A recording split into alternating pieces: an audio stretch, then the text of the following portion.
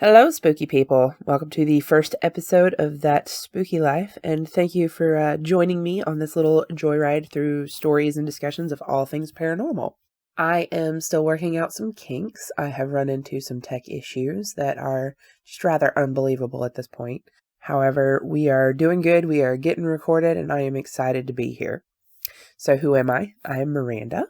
I have been a skeptical believer most of my life. I tend to try and debunk experiences, not believe what I see on TV. And while I am a witch and a believer, I approach the spirit world and paranormal with a healthy dose of let's get to the bottom of this and not just go by feels.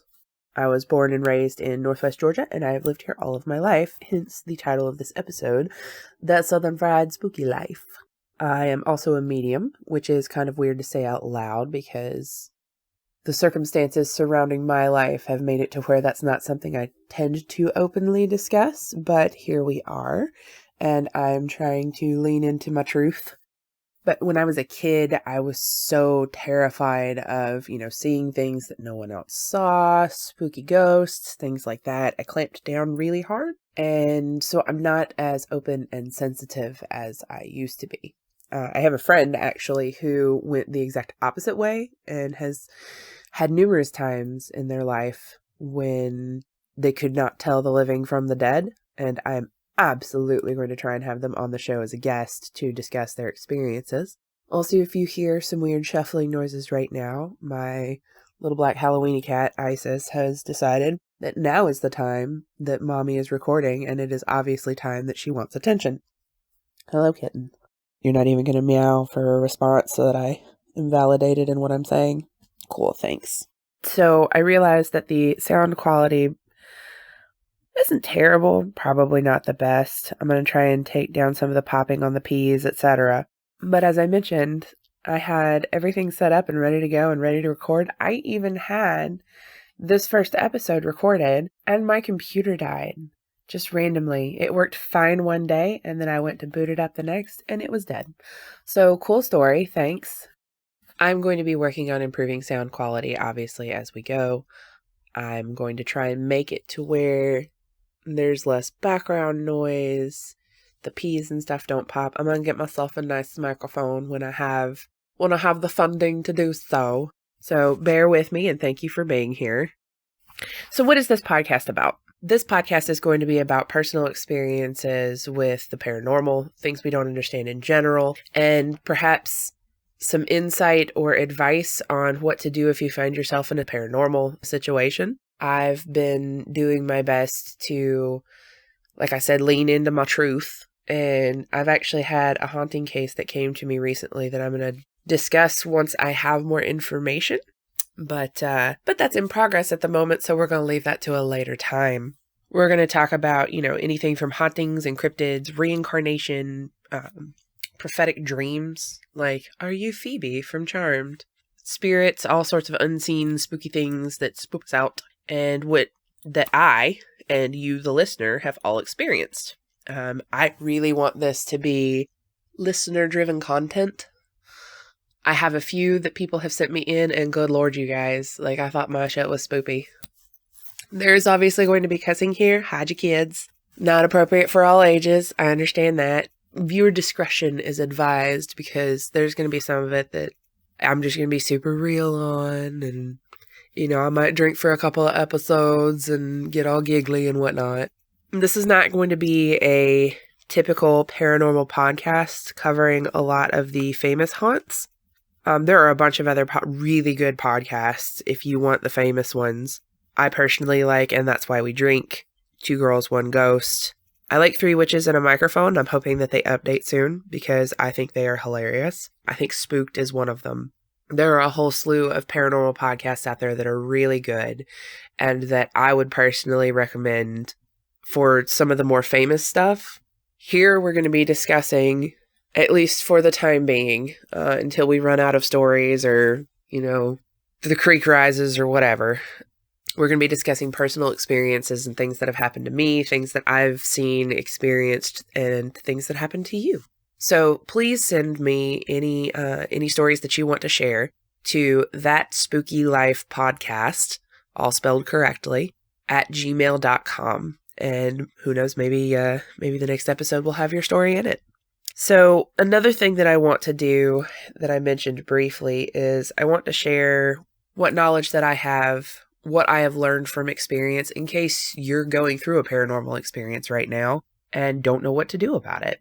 Maybe listening here will give you some insight into what may be going on at your domicile or workplace or school bathroom or whatever's going on in your life, and maybe help you work through it, understand it, even maybe resolve it, and perhaps help move a spirit on to whatever awaits them on the other side. I have a really macabre sense of humor. There's always sort of been the joke that I was Wednesday Addams. It's mostly true. I'm not as stoic, obviously. I am kind of a gigglebot, and that will probably come out at some point. But I am not trying to offend anybody. I know that you can't always make everybody happy. I'm really trying just to be myself, and either that turns out to be funny or it doesn't, and I guess we'll see. I'm super inappropriate and I amuse myself, so feel free to laugh or shake your head. I'm really into puns. I have also started a blog at the suggestion of a writer friend of mine, sort of a journal on my witchy path. No doubt including some haunting stories at some point, or it's really more about where I am right now, and as I am sort of claiming my power for myself again, I'm a witch. I need to make sure that my life is on track so that I can do what I am supposed to do in this world. If you are interested in following along with that, it will be https://thatspookylife.blogspot.com. Come join me and some of my followers, Blue Moon, shout out, on figuring out what the heck this world is totally about. And that's the setup for this wonderful podcast that we are embarking upon together. I want to give a huge shout out to the Murderino Paranormal Society group on Facebook. Thank you all for your awesome feedback and for being totally real about what you like in a podcast, what you don't like in a podcast, what things are important, etc., and helping me fund the confidence for sure to do this. I posted in our little group family asking what type of things drew them back to a podcast time and time again. And everybody was so awesome, so incredible, so real. And I wasn't sure I was going to do it at the point that I posted. So the type of feedback there from the people who enjoy the same kind of thing that I do, and the types of content that I want to create. And, you go searching for stuff and you find something that mostly fits and that you really like, but you go searching for other things. And if it's not out there, then who's going to create it if not you? Well, that's where I was, and I was like, I want to do one and share, personal experiences, listener stories, stuff like that, and there's not a lot out there for that. There is some, and I definitely recommend going to check other creators out, but after the conversation that we had in that Facebook group, you guys really are the ones who convinced me to do it. The ones who were like, make sure your sound quality is good. I'm working on it, I promise. Everybody who commented and was like, oh, definitely post it, I want to listen. Well, guys, this is for you. You guys are the reason that I definitely decided to do this. So I appreciate every single one of you. And we are all in this spooky world together, ladies and gentlemen. So let's do this.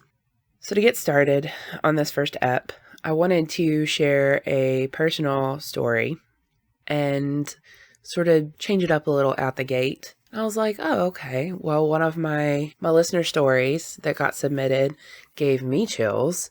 And I thought to myself, oh, I actually have a story that would kind of make a theme for the episode. And then I realized in so doing, I had not thought about this in years. And trying to get down, like bullet point details, figure out how to tell the story in a cohesive way because it crossed a lot of years for me. It dug up some feels and experiences and emotions that I had not really felt in a while. And it was kind of hard. I'm not going to lie. This is a very personal experience, personal story, obviously personal as it is to me, but like deeply personal. When I was a kid, I had a few reoccurring dreams on and off throughout my life. I still have one or two occasionally, but it's far less frequently nowadays. I may bring in some of them later. I may talk about some of the stuff that never came to fruition, even though it was weird, or some of the stories that like I would have a dream about it, and then years later it would be like deja vu, and I would be like, oh, I dreamed this happened. But there was one in particular that always super upset me. When I was a kid, when I was born, my parents lived in Atlanta, and we lived in that house until I was 4, just turned 5, somewhere around there. Yeah, I was 5. It was July of 89, dating myself there.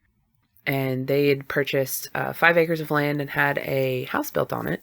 And that was the house that I lived in for 13 years. So I was 18 before we moved out. And I have some really strong memories of our first house. I have some very vague, I have a lot of very vague memories of our old house, but I could draw out a floor plan. I could tell you very specific instances that happened. I couldn't really tell you what the backyard looked like, but I could tell you what the back porch, like the back deck, looked like. Most of my childhood, obviously the 13 years, was spent in rural Northwest Georgia. But the first time I ever had this dream, we were living in Atlanta still, so I know I was really young.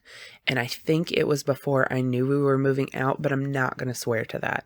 The dream always came into focus with me, my siblings, and my parents all crying.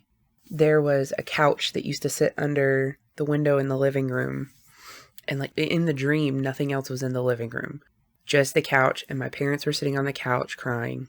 And then my siblings and I were back and forth between my parents and the front like little stoop foyer area that had like 4 or 5 steps that led down to it where the front door was. And there, for most of the dream, my siblings and I were sitting on the carpeted steps, and my grandmother was there. She was weeping, but not like as openly like sobbing as the rest of us. Like I was scream crying in this dream, basically. I should note that my grandma, Edith, was my special person when I was little. I was grandma's little girl. I was the firstborn grandchild, and she was my favorite person to spend time with outside of my mom. We did a lot of things together, sleepovers. I always slept at her house whenever my subsequent siblings were born, spend, a day or two, until she moved in with us when we moved to the 5-acre house, actually. I learned to garden and do plants. I learned to bake. She was a very strict school teacher, actually. She was born in 1919, and by the time she was 19, she was already teaching school and was one of the few people in her family to go to and graduate college. So she was from a different era, and she was that strict-ass school teacher that everybody winced when she walked in the room. So the one year I was in public school, they were like, oh, they said that your grandma teaches here. Who's your grandma? And I would be like, Miss Hyken. And they'd be like, oh, God, and had no idea what to expect from me because I was a child. But like my grandmother was that school teacher. To me, she was the most awesome lady. I loved her. You don't cross her. You did not cuss in front of her. You did not misbehave in front of her because, she had a yardstick, and that yardstick was real loud. I learned a lot from her and miss her very dearly to this day. But she was very much one of the sort of pillars of my reality. So in the dream, we're all crying, and my siblings and I are begging my grandma not to go. Like she's standing at the door, like she's getting ready to go. And she tells us in this dream that she doesn't want to go, but she knew she had to, and that we would understand when we were older, and that she loves us, and, all the stuff that it wasn't unlike the times that she would come over to visit and then go home, but like kicked up to a 13 kind of thing. So then like the front door would open, and these 2 men dressed in white would take her arms gently. It's not like they wrestled her out of the house or anything, but they would take both of her arms and take her away, and the door would close. And I knew that in this dream, my grandma was gone forever, and I would wake up bawling my eyes out every time, without fail, like just every time. The dozen or more times I had this dream in my life, I woke up just bawling. Not crying, not weeping, like go crawl in the bed with mom or grandma bawling. The feelings in the dream were just insanely strong, and I was always overcome with just soul-rending sorrow. It was always terrible. Despite there not being anything like graphic or a monster or anything like that in the dream itself, like it always felt like a nightmare. So this dream used to occur at least once a month until I was 12. Or not once a month, I'm sorry. Wow, no, not once a month. It would be at least once a year until I was 12. Sometimes it would happen every 3 to 6 months. Sometimes it would only be like once a year. And there didn't seem to be like a trigger for it. Like, you know, once I got a little bit older, I started logging and like, oh, what did I have for dinner last night? Oh, what did I watch on TV last night? No, there didn't seem to be like anything that triggered it. But it was always just terrible. You know, nowadays I might be able to glean a little bit more from like more minute, detailed triggers. But I mean, I was doing pretty good for being a kid, you know, writing down what I had for dinner, what I watched on TV, etc. But by the time I was 12, I just kind of accepted it as the thing that happened in my life. There were a couple other recurring dreams that happened around the same time, and none of them made sense. And I just sort of accepted it. I was like, oh, I have recurring dreams. Cool. So the week before Halloween when I was 12, my godparents at the time had just had their second child. And their first, who was like 2, maybe 3 at most. Like, I don't remember exactly how old he was. He was little. He was a toddler. And he was acting like the absolute Antichrist, to be perfectly honest. He would crawl in the crib, screaming and like hitting the baby, all in jealousy because he had been the only child. And now that there was another kid, he was super unhappy. Like every horror story you ever hear of anything like that, I saw it like that weekend. So my mother was called, and as my siblings and I were homeschooled, the godparents asked if I could come down for a few days to help out with the baby while they worked on the first kid's behavior. And I've always loved babies, so I was like, hell yeah, let's do this. My grandmother was going to be teaching those few days. She was going to be substitute teaching in one of the elementary schools in the area. Oh, I do remember. I was going to say I don't remember which one, but I do. And she said she might not be home when I got back, but would be shortly afterwards with the way that the timing was supposed to work out. Then we could go out in the garden, which was like a huge deal because right around Halloween, we would always do the harvest and collect seeds and things like that. And it's one of the reasons that fall and Halloween are my favorite times of the year. So I was excited because we were also going to be bringing the oldest kiddo back for his first spend the night party and all go trick-or-treating together. Like take him back down to his neighborhood, trick-or-treat there, and then we were going to continue on to my aunt's neighborhood, all this stuff. So it was a huge deal. So over the weekend, I talked to my grandmother on the phone, which is when she told me all of this, and I did my mom each night. And there was a single bed in the nursery where I was sleeping. There was a phone right beside the bed. If anything happened, I could call, you know. It was a super comfortable stay, to be perfectly honest. There was no stress other than the oldest kid screaming occasionally, but he got some really good quality time with his parents. The new mom got to rest some, and I took care of the baby, except on feedings and stuff. It was actually really nice. Low stress. I got to sing a bunch of Disney songs. It was good. So the last night I was there, excited to be going home and sleep in my own bed and Halloween and gardening and all that jazz. I had the reoccurring dream of my grandmother being taken away by the 2 men in white. And that was, I think, the first time that year it had happened. Same as it ever was, the old Atlanta house. My siblings and I were little better than toddlers, and my parents were on the couch. Same setup as it always was. But over the years, I had learned how, when I was in one of those very vivid reoccurring dreams, to lucid dream, to try and change things and see what I could change. And I did it when I was having it when I was 12. I was trying to change things, trying to keep my grandmother there, try to figure out what was going on. But nothing I did ever altered the outcome. Not going outside and trying to stop the 2 men in white. Not like standing in front of the door and keeping it locked. Nothing. It always turned out the same. As usual, I woke up in the nursery crying. And it was really... God, it was a horrible feeling too, because I knew that I didn't have my mom or my grandmother to go crawl in bed with, which was normally how I comforted myself back to sleep after that dream. And I tried to be like, oh, you're 12, put your big girl panties on. By the way, when you're 12 and you think you're so old, you're not. You're a child, like a child. So like, was trying to be all big and I'm going to be 13 next year. But like, it would have been real nice to have my mom or my grandmother to snuggle with. But it also didn't last very long. Because I rolled over to try and like reposition and get comfortable and go back to sleep. But I saw something that I cannot fully describe the feeling of genuine fear that it struck in the core of my being. Like they always talk about a cold hand grabbing your heart. That's very much this feeling. There was a figure standing in the outside corner of the room next to the crib, like between the crib and the wall. I completely froze. Like, I don't even know how long I was frozen, because it's one of those where time dilates and you don't really know if it's seconds or minutes passing kind of thing. And I just watched it. It was a shadow, blacker than black. Unlike some things I had seen at that point in my life, though, it did not have the red eyes, so it didn't read as like a shadow person. And it also, shadow people have this overbearing presence that sort of causes, I don't know, like the flight reaction fear. And despite the fact that I was like the super terrified, after a second, like I very much realized it wasn't there to hurt me. And I don't know how I knew that, obviously intuition, etc. But it was like holding something like a spear or something like that.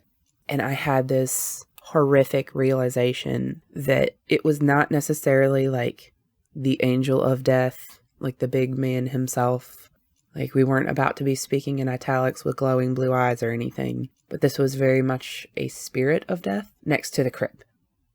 So 12-year-old me was not about to let a baby die on my watch. And despite my gut-wrenching, like, stand you still fear, I literally learned how to fly.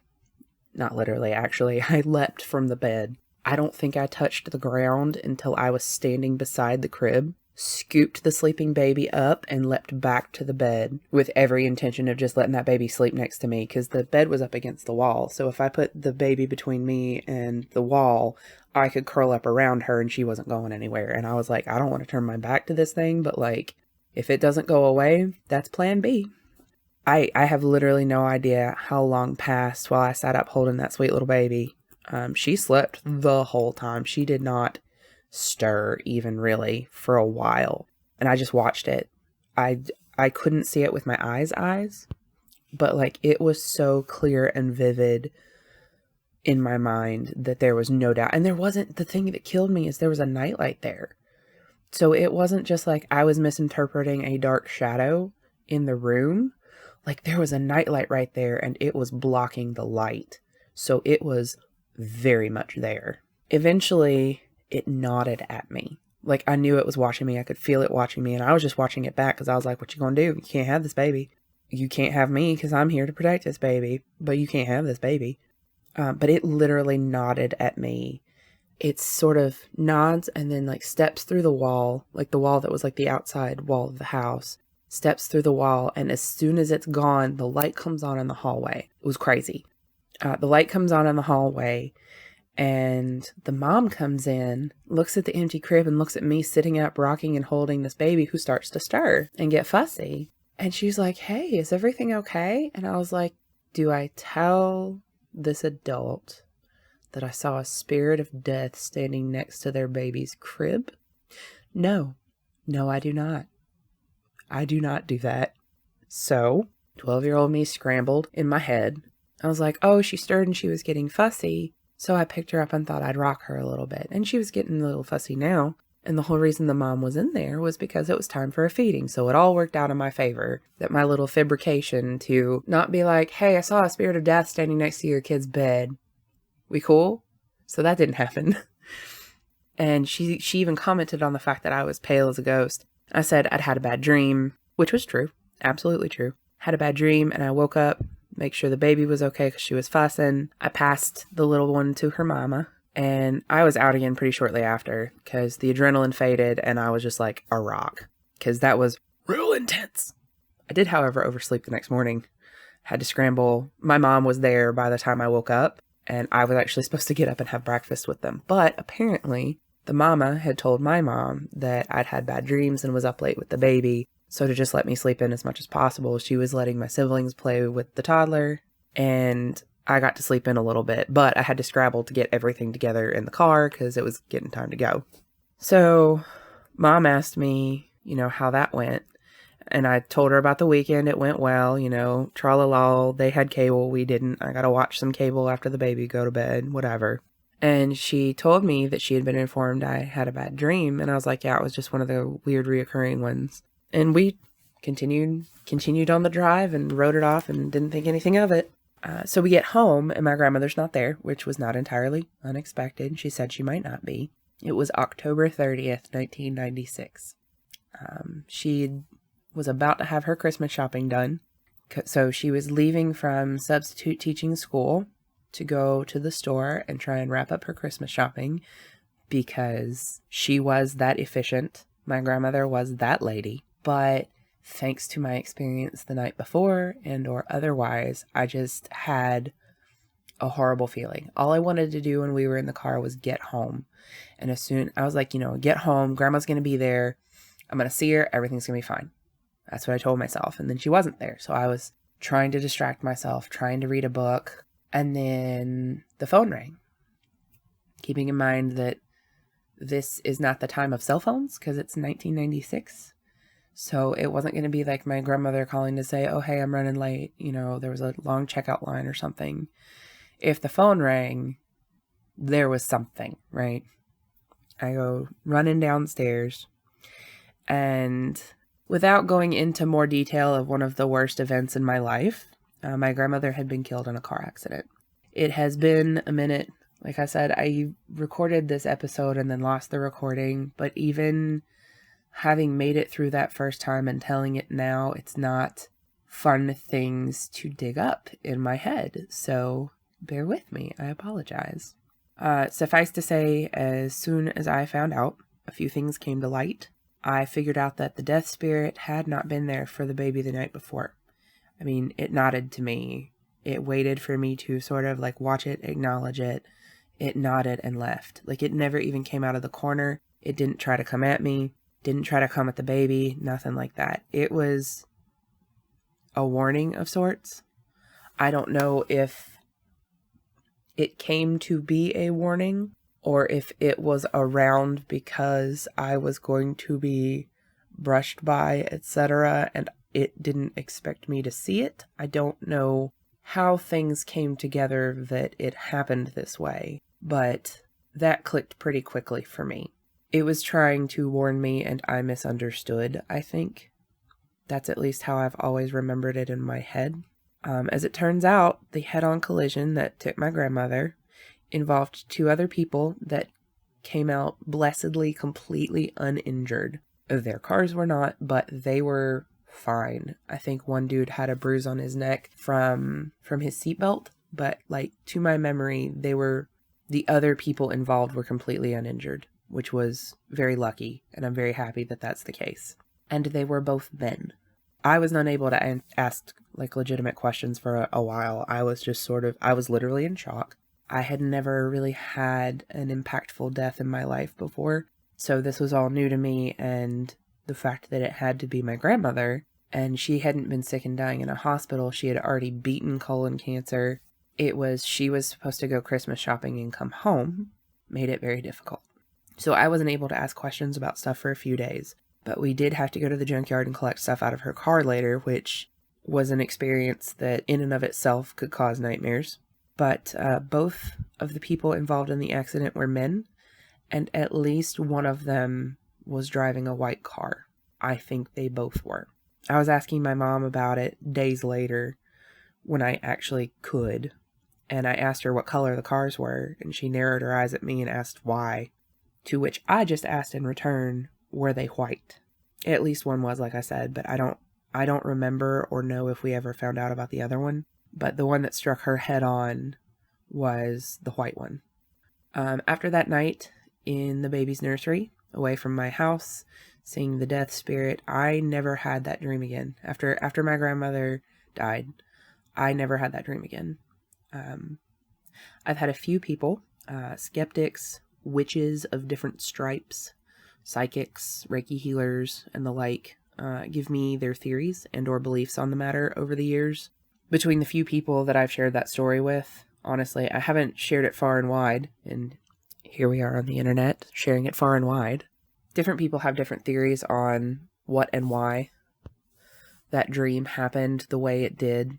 I'm not sure what I believe. I have some of my own theories, but it's just one of the stranger things that have ever happened in my life, and one of Obviously the most poignant being the death of my grandmother, but all of the stuff leading up to it as well. I don't know.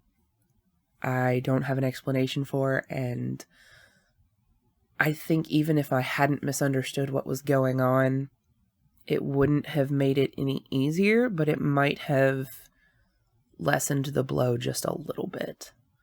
If I'd been, well, everybody always says this, if I'd been prepared, I would have, made sure that I told her I love her for a fact the night before on the phone, rather than just, watching TV and being like, okay, I love you, I'll see you tomorrow, whatever. I would have had a better conversation or things like that, because I'd been having these dreams for years, but, nobody can ever go back and change that. And everybody has those feelings and what they would have done differently if they'd known. All I know for sure is what I have just shared with you. I miss my grandmother more than ever, so that she could see a number of things like her great grandkids and how her grandkids have managed to grow up and overcome a bunch of stuff in our lives. And this year would have been her 100th birthday, January 22nd, 1919. So 2019, she would be 100 this year. And here we are in October of 2019, not making it any easier to wrap up and figure out how to wrap up this story, to be perfectly honest. While I believe personally that she would have made it to her 100th birthday because she was stubborn and healthy as a horse, she would outlive anything she put her mind to outlive, basically. I'm not sure she would have loved the digital age, so maybe it's better, but I still miss her. And that is my personal spooky story for the day. Weird premonition dreamings, a death spirit, and the passing of my awesome lady grandmother.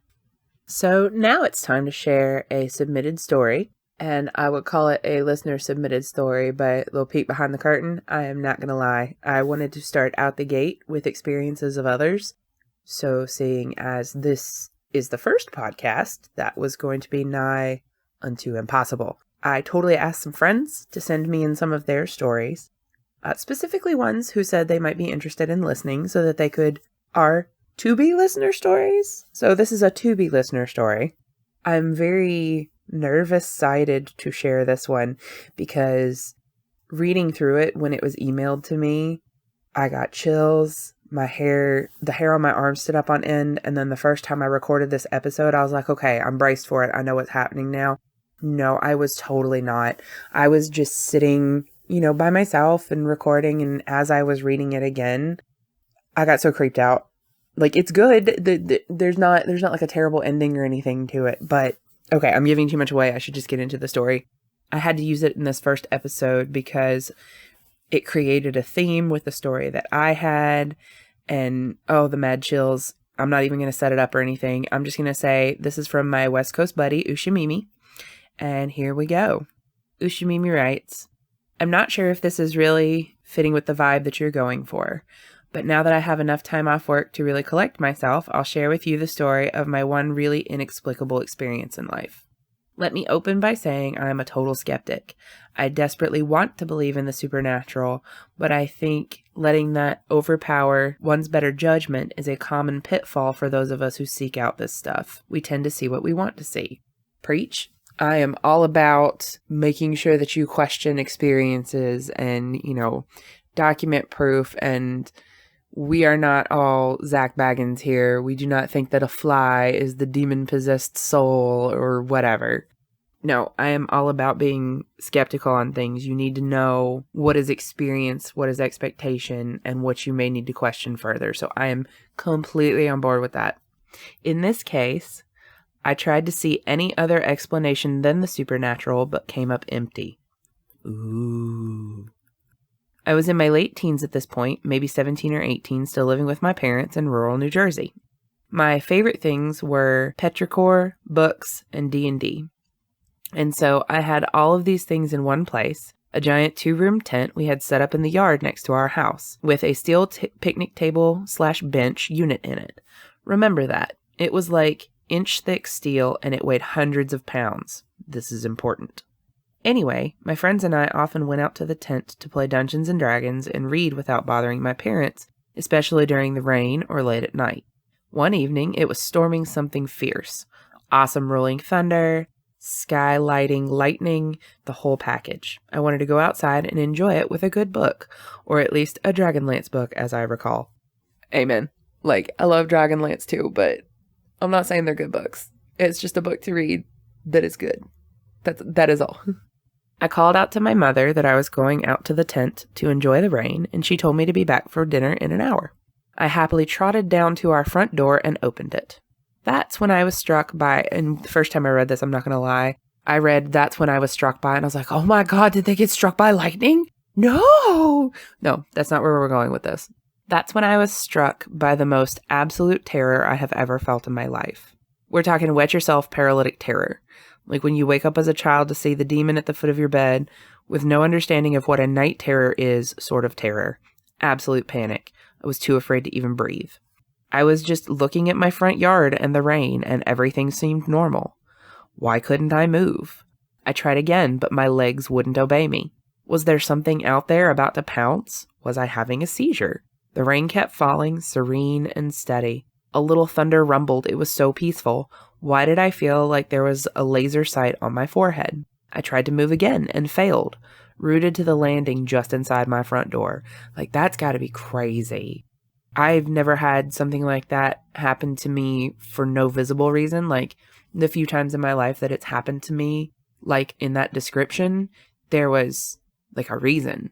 Like I could either see or hear or feel like I knew why I was terrified. Not just for, I can't walk outside now. That's got to be so scary on like mundane levels. I'm sure it was in there to sort of be funny maybe, but like was I having a seizure question? Yeah, that's legitimate. Like I'm trying to walk outside and I just can't. Oh, that's crazy. Steadying myself, I took a breath and forced myself to take a single step outside, managing to drown out the screaming nightmare sensation with a force of will. The chilly fall rain washed over me, I shivered, and the fear took me again.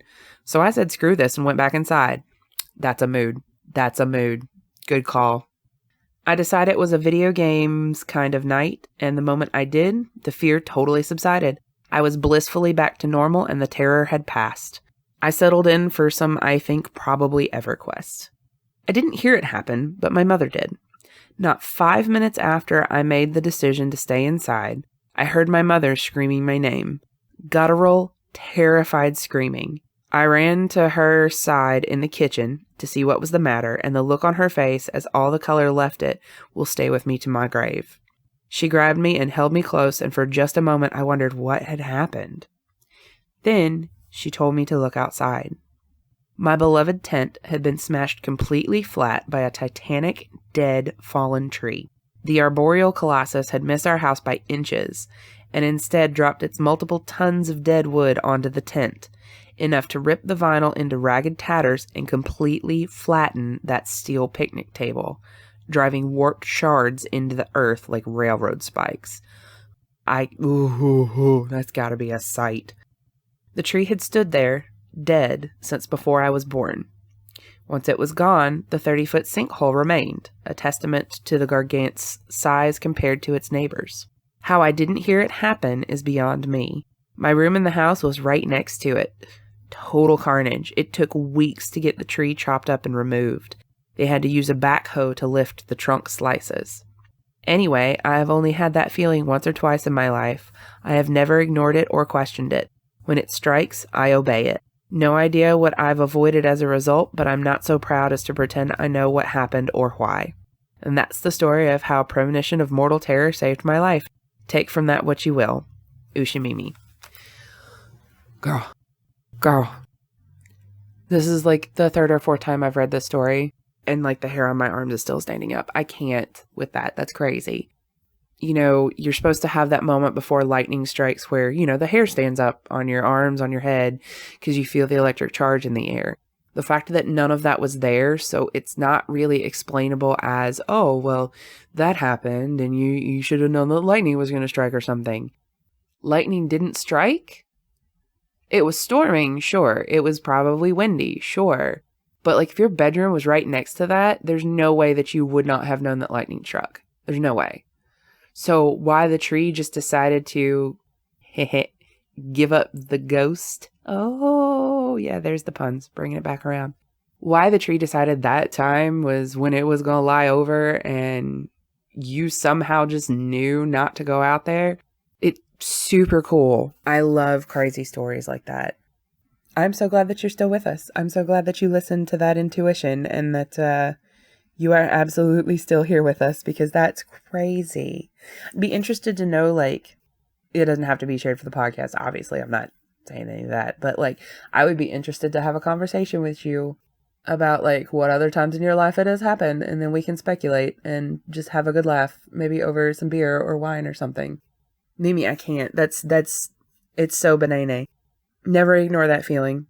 Never ignore it. Mimi, don't ignore it. Like, people listening to this podcast, if you ever get that feeling, don't ignore it. Do whatever it's saying. Either go back inside, don't go further, whatever. Do not ignore that feeling, because that's crazy. So I love this story, and I look forward to other stories that you guys are hopefully going to be sending in. Anything paranormal, any ghosts, hauntings, or things like that. Any cryptids you've ever run across or looked for or been hunting, or even UFOs. I don't know a whole lot about UFO stuff, but if you've had a personal experience, feel free to submit it.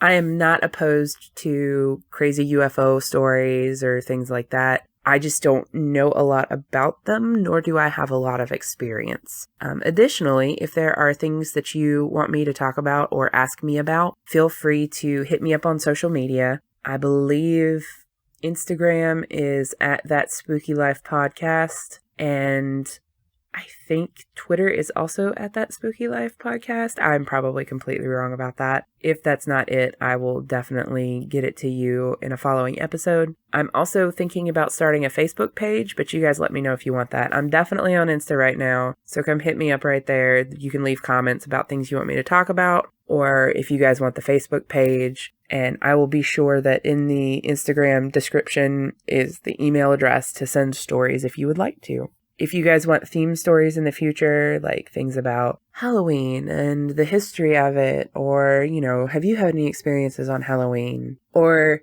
honestly, I think it would be really cool to have like scary Christmas stories. I don't know if I have any, but like, I think that would be fun. I might see if I can craft something like that, and I'm asking in advance, so that way I have time to collect these things and maybe cobble together a few things. I'm at least have like wintertime stories that we can sort of like wink at each other and fake into a Christmas episode or something. If there is anything that you guys want me to talk about, please let me know.